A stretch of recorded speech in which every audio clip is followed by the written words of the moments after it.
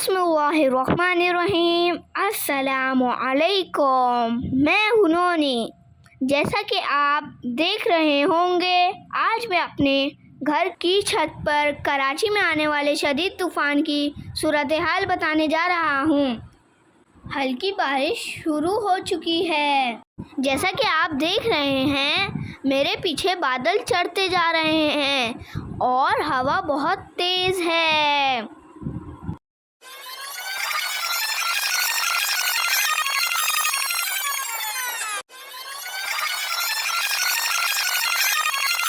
मेरे पीछे जो आपको बादलों की तह नज़र आ रही है, ऐसा लग रहा है काली काली घटाएं आपको मेरे पीछे दिख रही होंगी। चारों तरफ बादल ही बादल नज़र आ रहे हैं। तेज़ हवा और बारिश का आगाज़ हो गया है। एक तरफ सफ़ेद बादल हैं और दूसरी तरफ से काले बादल नज़र आ रहे हैं।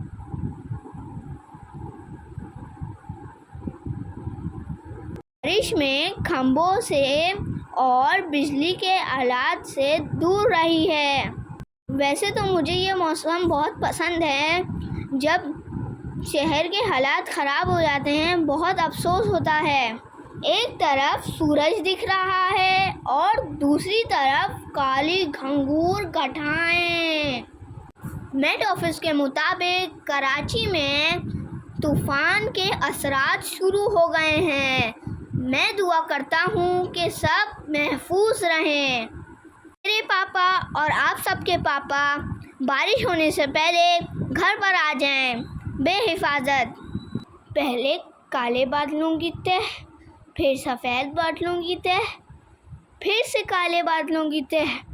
तो ये नज़ारा बहुत अच्छा नज़र आ रहा है।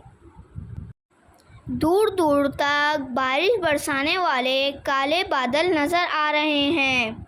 बादलों की गहराई बता रही है कि ये जमकर बरसेंगे।